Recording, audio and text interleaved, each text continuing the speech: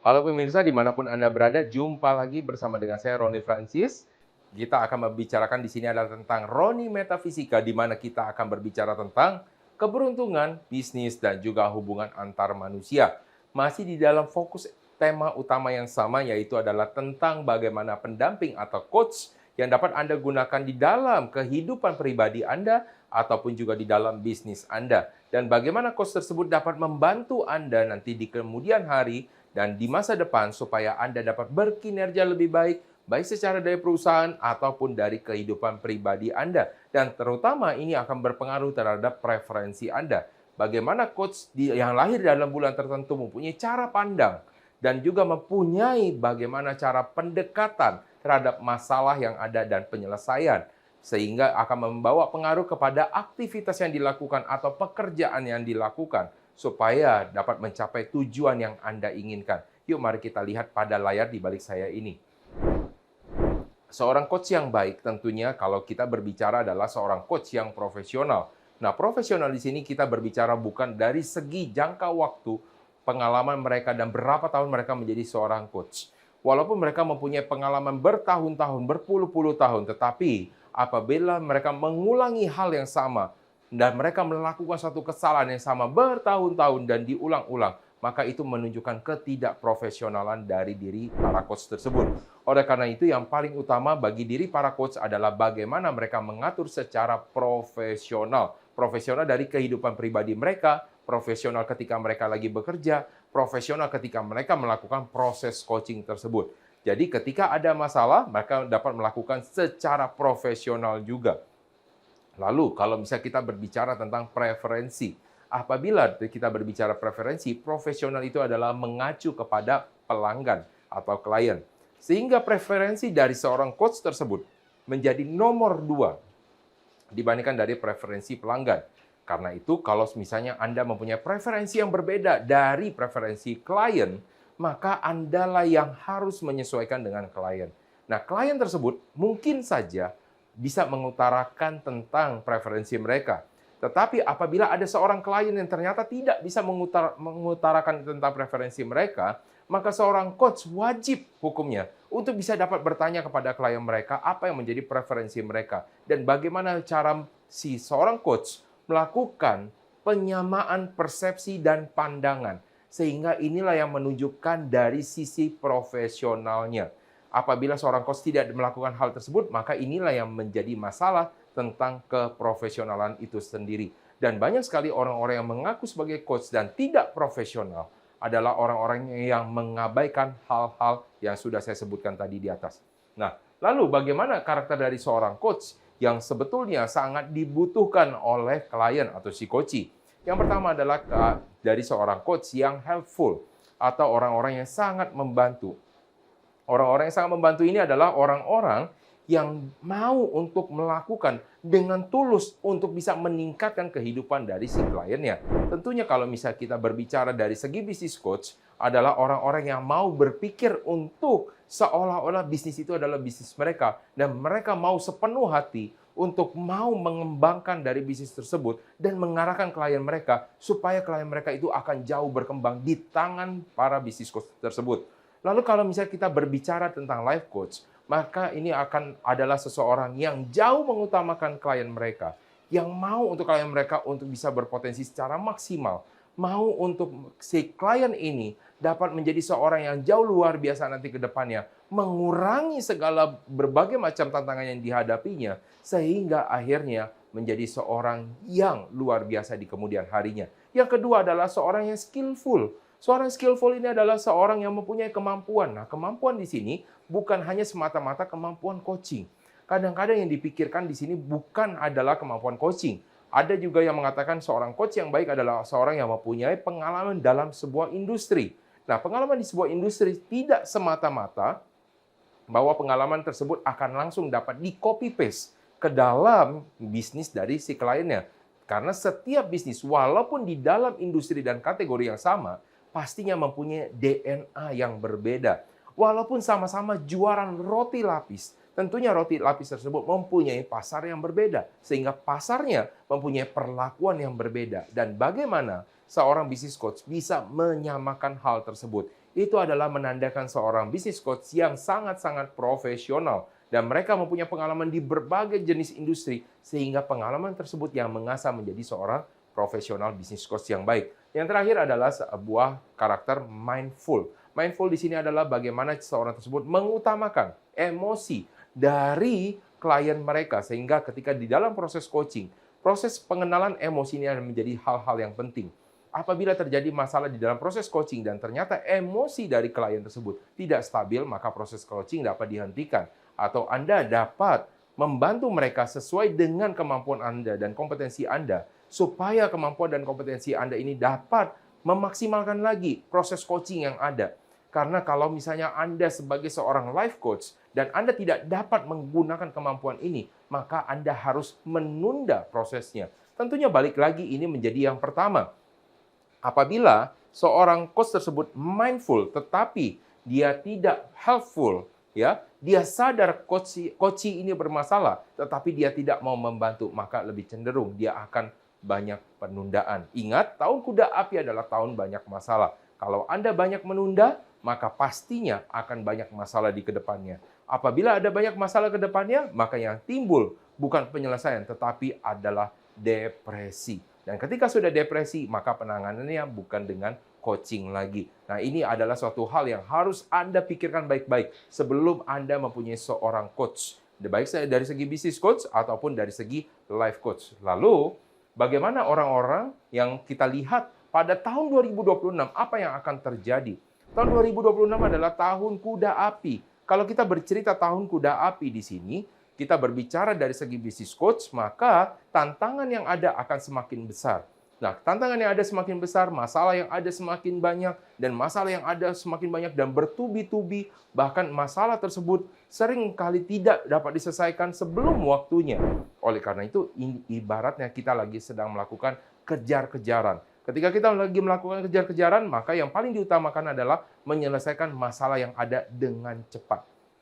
Apabila Anda dapat menyelesaikan masalah dengan cepat, Anda dapat menunda, ya, masalah-masalah yang lain bisa muncul. Dan ketika masalah yang muncul lagi, dan sebelum Anda selesaikan masalah sebelumnya, maka penumpukan masalah akan menjadi sesuatu masalah yang baru. Masalah yang baru ini akan menimbulkan masalah lagi, sehingga kompleksitas masalah akan semakin besar. Ketika kompleksitas masalah akan semakin besar, maka akan semakin lama waktu penyelesaiannya. Ketika makin lama waktu penyelesaiannya, maka dipastikan Anda tidak dapat menyelesaikannya.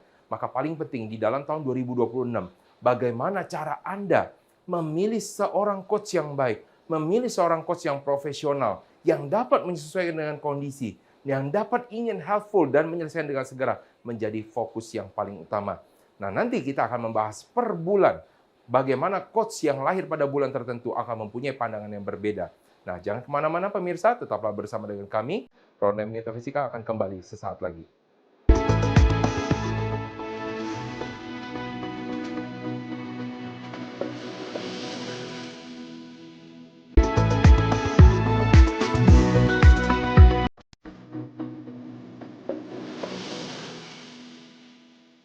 Baik pemirsa, kita akan lanjutkan lagi berbicara tentang namanya coach sebagai seorang pendamping, baik itu untuk sebagai seorang business coach dan juga sebagai seorang life coach yang baik. Nah, kalau kita melihat bahwa seorang life coach atau seorang business coach adalah seorang yang mempunyai sesuatu yang mindful, skillful, dan juga pastinya helpful. Nah, lalu bagaimana orang-orang yang lahir pada bulan Agustus? Sebelumnya kita sudah banyak berbicara tentang bulan Januari sampai dengan di bulan Juli. Saatnya orang-orang yang lahir pada bulan Agustus, kita akan lihat bagaimana karakter mereka dan bagaimana cara pendekatan mereka terhadap masalah atau tantangan yang ada. Nah, ketika orang-orang yang lahir pada bulan September, maksud kami adalah orang-orang yang lebih berfokus tentang no free lunch. Nah, ketika berbicara tentang no free lunch, maka orang-orang di sini adalah orang-orang yang hitungan. Nah, lalu kalau misalnya kita bercerita tentang namanya hitung-hitungan, artinya setiap masalah yang ada, dia akan melihat sampai di mana pembayaran yang dilakukannya, sampai di mana tanggung jawab yang sebenarnya harus dia tanggung, sampai di mana kontraknya sebenarnya dibuat. Jadi ketika untuk orang-orang yang lahir pada bulan September, mereka mengutamakan performa mereka harus terlihat baik. Nah, performa yang harus terlihat baik ini juga akan mempunyai namanya ruang lingkup. Maka orang-orang yang lahir pada bulan September adalah orang-orang yang akan memperhatikan namanya ruang lingkup. Jadi ketika mereka melakukan namanya ruang lingkup, mereka memperhatikan hal tersebut, maka mereka akan melihat batasan-batasan yang ada.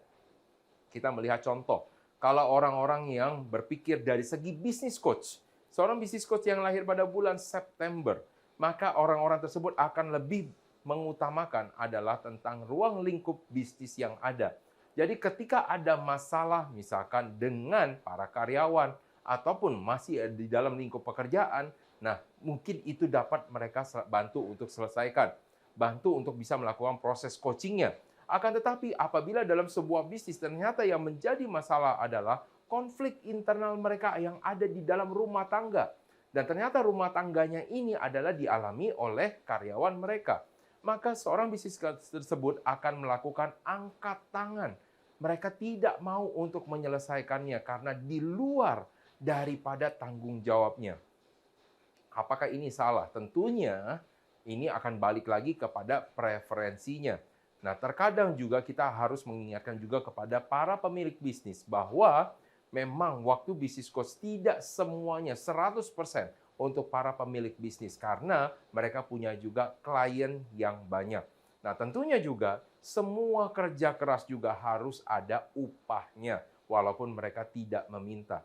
Nah, terutama sekali kalau orang-orang yang lahir pada bulan September, mereka akan lebih speak up, lebih vokal lagi ketika berbicara ada pekerjaan yang tambahan. Lalu kalau misalnya ada seorang bisnis coach yang tidak meminta tambahan ketika mereka melakukan hal yang lebih, maka sebaiknya para pemilik bisnis mau menghargai mereka dengan cara bisa menambahkan upah mereka, memperpanjang kontraknya, dan bahkan mereferensikan kepada pelanggan yang lain. Karena memang kadang-kadang yang dibutuhkan adalah kemauan dari seorang coach untuk membantu sampai sejauh apa. Nah, itu dari segi bisnis. Lalu kalau dari segi kehidupan, maka yang paling utama bagi seorang life coach yang lahir pada bulan September adalah tujuan mereka di-hire. Tujuan mereka untuk bisa membantu klien mereka, terutama adalah masalah yang diutarakan. Jadi yang diutarakan adalah satu masalah, maka satu masalah itu saja yang harus diselesaikan. Jadi ketika ada masalah yang lain, maka yang akan timbul adalah invoice tambahan. Jadi untuk orang-orang yang lahir pada bulan September, kalau memang Anda ingin membangun hubungan jangka panjang, terkadang Anda juga harus berpikir tentang hitung-hitungan supaya Anda juga tidak terkesan Anda sangat-sangat membutuhkan tentang materinya sehingga akhirnya merusak hubungan secara jangka panjang. Lalu bagaimana orang-orang yang lahir pada bulan Oktober? Yuk mari kita lihat. Orang-orang yang lahir pada bulan Oktober adalah orang-orang yang selalu berpikir tentang bagaimana cara mengelola. Jadi kalau misalnya kita berbicara di sini adalah menjaga. Menjaga di sini adalah bagaimana cara mereka tetap mempertahankan hubungan mereka dengan klien-klien mereka. Jadi bagaimana cara mereka untuk bisa men-treat klien mereka. Mereka dapat saja datang ke tempat klien mereka tanpa ada jadwal yang ada. Mereka dapat mungkin berbicara tentang hal-hal yang menyangkut kehidupan pribadi. Mereka juga dapat menjadi seorang teman yang baik. Walaupun hal tersebut di luar dari kesepakatan mereka ataupun ini di luar dari kontrak kerja, di luar dari ruang lingkup. Nah, ini berkebalikan sekali dengan orang-orang yang lahir pada bulan September. Orang-orang yang lahir pada bulan Oktober adalah orang-orang yang tidak perhitungan. Jadi ketika Anda lahir pada bulan Oktober, Anda ini adalah orang-orang yang berjiwa sangat-sangat mulia. Karena Anda lebih mementingkan hubungan dengan orang lain, hubungan dengan klien. Jadi ketika Anda mendapatkan coach yang lahir pada bulan Oktober, Anda akan mempunyai rasa nyaman yang dibandingkan dengan klien-klien yang lain. Walaupun klien yang lain juga dapat melakukan hal yang dilakukan oleh orang-orang yang lahir pada bulan Oktober. Hanya orang-orang yang lahir pada bulan Oktober, nature mereka atau sifat alami mereka memang adalah orang-orang yang menimbulkan kenyamanan. Lalu kalau mereka di dalam bisnis, mereka ini akan lebih cenderung untuk mengeksplorasi tentang yang ada. Contohnya ketika di dalam penjualan, mereka akan lebih fokus terhadap menggali existing customer yang ada. Jadi mereka akan menggali pelanggan-pelanggan yang sudah ada, bagaimana cara meningkatkan, bagaimana cara untuk bisa menyenangkan dari para pelanggan tersebut, bagaimana ketika Anda sudah bisa menyenangkan dari pelanggan tersebut, dan mereka dapat melakukan mereferensikan. Nah, inilah hal-hal yang penting ketika misalkan Anda lahir pada bulan Oktober. Lalu kalau misalnya di dalam segi kehidupan, orang-orang yang lahir pada bulan Oktober ini adalah orang-orang yang sangat-sangat friendly. Jadi ketika mereka sangat friendly ini, mereka bisa bersama-sama dengan klien mereka bisa jalan-jalan bersama, mereka juga dapat bermain bersama dengan klien-klien mereka, tertawa bersama, di luar daripada hal-hal yang terkait dengan tujuan yang utama. Dan terkait dengan cara mereka mengelola dari apa yang ada kadang-kadang, misalkan di dalam hubungan. Di dalam hubungan dan Anda punya masalah, maka orang-orang yang lahir pada bulan Oktober akan lebih menggali lagi tentang masa lalunya. Apa yang sudah dilakukan, apa yang sudah terjadi, apa yang baik, apa yang dapat dipertahankan, apa yang sebenarnya dapat juga dilakukan, yang dapat dipertahankan secara aktivitas yang lama, sehingga dapat memperhatikan bahwa kondisi yang lama dapat terjalin lagi karena ternyata Anda sudah melakukan cara-cara yang memang sudah teruji dari masa lalu, bahwa cara tersebut adalah cara yang efektif. Dan ini bukan sesuatu hal yang keliru apabila memang pendekatan Anda adalah secara dari masa lalu. Dan kalau misalnya Anda melihat ini dari segi orang-orang yang lahir pada bulan Agustus, tentunya orang yang bulan Agustus adalah lebih melihat peluang dengan yang baru. Nah, kebalikannya adalah dengan orang-orang yang lahir pada bulan Oktober. Yuk, nanti kita akan masih bahas lagi untuk yang lahir pada bulan November dan juga yang lahir pada bulan Desember. Jangan kemana-mana, Pak pemirsa. Roni Metafisika akan kembali sesaat lagi.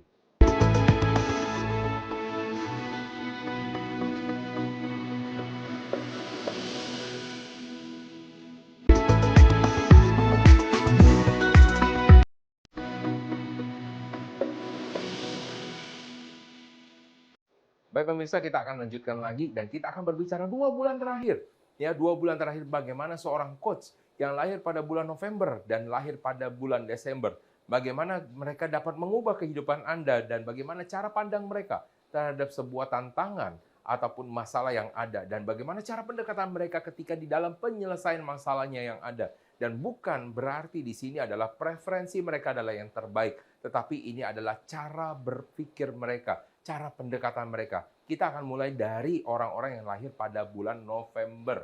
Nah, untuk orang-orang yang lahir pada bulan November adalah orang-orang yang sangat menikmati kehidupan pastinya, sehingga mereka berpikir adalah tentang namanya selebrasi. Jadi ketika mereka berpikir tentang namanya selebrasi, ketika terjadi namanya di dalam sebuah bisnis, dan ternyata di dalam sebuah bisnis ada satu tim penjualan yang bermasalah, maka yang perlu dilakukan dan yang dilihat bagi orang-orang yang lahir pada bulan November adalah apa saja yang telah diberikan kepada para tim penjualan tersebut. Apakah tim penjualan tersebut mempunyai suatu motivasi yang baik? Apakah mereka mempunyai perasaan yang baik terhadap perusahaan? Apakah mereka mempunyai semangat yang baik terhadap perusahaan? Karena hal-hal yang menyangkut dengan emosi, ini adalah hal-hal yang paling utama bagi orang-orang yang lahir pada bulan November. Prinsipnya adalah ketika orang bahagia, maka mereka juga dapat mengerjakan segala sesuatu juga dengan baik.